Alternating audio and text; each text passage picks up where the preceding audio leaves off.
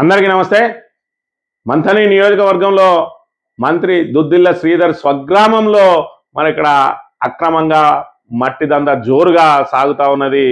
ఒకవైపు మరి ఏదైతే కంచే చేను మేస్తే అన్న చందంగా వనరులను కాపాడుతా అని చెప్పి హామీ ఇచ్చినటువంటి మంత్రి తన సొంత గ్రామంలో జరుగుతున్న అక్రమ మట్టి దందాను మరి ఇక్కడ ఎందుకు ఆపలేకపోతా ఉన్నాడు? మరి ఇక్కడ దానికి సంబంధించి ఆ అక్రమ మట్టి దందాను మరి ఇక్కడ ఏదైతే మంత్రి మద్దతుదారులు మరి ఆయన పేరు చెప్పుకొని యథేచ్ఛగా దోపిడీకి పాల్పడతా ఉంటే అదే పార్టీకి సంబంధించిన గ్రామ సర్పంచ్ అడ్డుకుంటా ఉన్నాడు. మరి ఏంది కథ, ఏంది కమామిష అనేది ఒకసారి పూర్తిగా తెలుసుకున్నట్టయితే, మంత్రి స్వగ్రామంలో జోరుగా అక్రమ మట్టి దందా, అక్రమార్కులకు అండగా మంత్రి, అడ్డుగా నిలబడ్డ సర్పంచ్, వివాదాస్పదంగా మారిన 5 లక్షల విరాళం, టెంపరీ పర్మిట్ పేరుతో నియోజకవర్గంలో అడ్డగోలు దోపిడీ. మంత్రి దుద్దిల్ల శ్రీధర్ సొంత గ్రామం ధన్వాడలో అక్రమ మట్టి దందా జోరుగా సాగుతోంది. ఒకవైపు మంత్రి పేరు చెప్పుకొని ఊర చెరువు నుండి అక్రమంగా మట్టిని పెద్దపల్లి జిల్లాకు తరలిస్తుంటే స్థానిక సర్పంచ్ మహేష్ గౌడ్ అడ్డుగోడగా నిలిచి ఆ క్రమానికి అడ్డుకట్ట వేస్తున్నాడు. చెరువు మట్టిని ఇటుక బట్టీలకు వాడుకోవాలంటే గ్రామ పంచాయతీ తీర్మానంతో పాటు రెవెన్యూ, ఇరిగేషన్ శాఖలు, ఎన్ఓసితో మైనింగ్ అధికారులు ఆన్లైన్ ట్రాన్సిట్ పాస్ తోటి పర్మిట్తో ఎన్ని క్యూబిక్ మీటర్లు అనుమతిస్తున్నాము, ఏ రోజు నుండి ఏ రోజు వరకు అనే విషయాన్ని పేర్కొంటూ టీపీ నెంబర్లను ఆర్డర్ కాపీలో పేర్కొంటూ అనుమతి ఇవ్వాలి. కానీ మంత్రి ఆదేశాలు అధికారుల లంచాల ఆశో తెలియదు. కానీ ఒక పత్రం మీద తూతు మంత్రంగా కలెక్టర్ కాకి లెక్కలతో ఆర్డర్ కాపీ ఇచ్చి చేతులు దులుపుకున్నారు. ఇక అసలు విషయానికి వస్తే, గ్రామానికి సంబంధించి ఒక గుడికి విరాళం కోసం మంత్రి దగ్గరకు వెళ్తే ఆయన నేను బుక్ లో విరాళాలను రాయను అని చెప్పి ఎప్పుడు ఇటువంటి అలవాటు లేదు, నేను ఎంతో కొంత ఇస్తా అని చెప్పిండట. అప్పుడు ఒక నాయకుడు ఒక ఇటుక బట్టి ఓనర్ నెంబర్ ఇచ్చి ఆయనకు ఫోన్ చేయిస్తే ఆ ఇటుక బట్టి ఆ ఓనర్ వచ్చి వాళ్ళకు 5 లక్షల రూపాయలు ఏదైతే ఈ మంత్రి అనుచరుడు చేతిలో పెడితే ఆ అనుచరుడు తీసుకుపోయి మరి ఇక్కడ మంత్రి దుద్దిల్ల శ్రీధర్ 5 లక్షలు విరాళం పంపించిండు అని చెప్తే మరి ఆ 5 లక్షలు ఊరలకు పోయినాయి. ఏదైతే గుడికి ఈయన మరి అది శ్రీధర్ బాబు పేరు మీద పోయినాయి కాబట్టి ఇక ఆ చెరువును ఎంతైనా దున్నుకోవచ్చు, ఎంతైనా వాడుకోవచ్చు అని చెప్పి ఇక్కడ ఒకటి మైనింగ్ శాఖ వాళ్ళు పర్మిట్ అట, టెంపరీ పర్మిట్ పేరుతోటి ఇక్కడ 1000 మెట్రిక్ టన్నులు తీసుకోవచ్చు, 26,000 కట్టి సీనరేజ్ నిధులు అని చెప్పి ఇవాళ ఆ చెరువు మట్టిని దోడేస్తా ఉన్నారు. మరి ఆ చెరువు మట్టిని ఏదైతే ఇటుక బట్టీలకు తీసుకోరాదా అంటే తీసుకోవచ్చు, దానికి కూడా నిబంధనలు ఉంటాయి.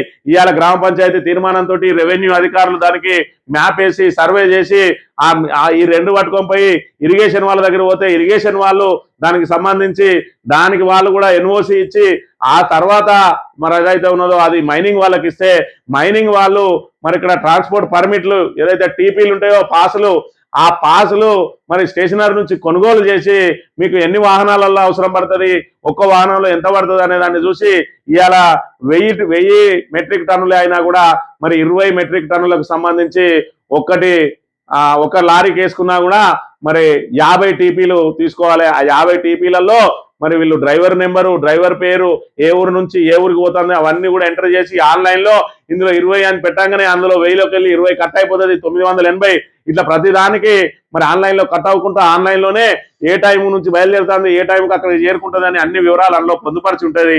కానీ ఇవాళ అక్రమంగా మరి ఇక్కడ మైనింగ్ ఏడి అట జయశంకర్ భూపాలపల్లి జిల్లా ఒక పేపర్ మీద మరి రాసిచ్చి 1000 మెట్రిక్ టన్నులు తీసుకోవచ్చు, ధన్వాడ పలానా సర్వే నెంబరు, ఆర్డినరీ ఎర్త్ అని కూడా ఉన్నది. ఇది చెరువు మట్టి కూడా కాదు, ఆర్డినరీ ఎర్త్ అని చెప్పి ఏదో తూతు మంత్రంగా ఒక లెటర్ వారెత్తే దీన్నే పర్మిట్ అని చెప్పి మరి ఆ చెరువును కొల్లగొట్టుకొని పోతా ఉంటే ఇవాళ తాత ముత్తాతల వనరులన్నీ దోపిడీకి గురైతేనే మేము రాగానే మొత్తం ఆ వనరుల దోపిడిని అడ్డుకట్ట చేస్తా అని చెప్పిన మంత్రి దుద్దిల్ల ఇవాళ తన సొంత గ్రామంలో వనరులన్నీ దోసుకుపోతా ఉన్నారు ఇటుక పట్టీలలో.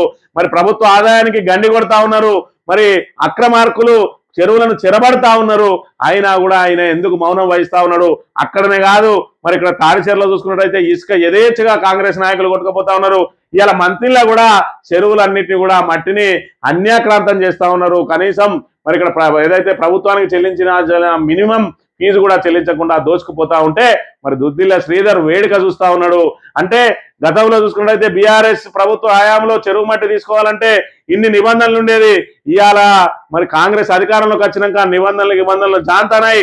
మరి మీరు ఏదైతే అందిన కాడికి దండుకోండి, ఎవరికి ఇష్టం వచ్చినంత వాళ్ళు దోచుకోరు అన్నట్టుగా ఉన్నది. ఇవాళ లారీలలో యథేచ్ఛగా దోచుకుపోతా ఉన్న పరిస్థితి ఇవాళ మరి అక్కడ స్థానికులే ఆపి వాళ్ళతోటి మాట్లాడి ఎక్కడికక్కడ ఆపేస్తా ఉంటే అక్కడ ఉన్న లోకల్ సర్పంచ్ ఏదైతే ఉన్నాడో ఆయన ఎట్టి పరిస్థితులలో దీన్ని అన్యాక్రాంతం కానీయం, అక్రమంగా మట్టిని తరలిపోతా ఉంటే చూస్తూ ఊరుకోము, ఖచ్చితంగా ప్రభుత్వ ఆదాయానికి గండి కొట్టే విధానానికి అడ్డుకట్ట వేసి వాళ్ళు అక్కడ నిలబడి ఇవాళ ఆగబడతా ఉన్నారు.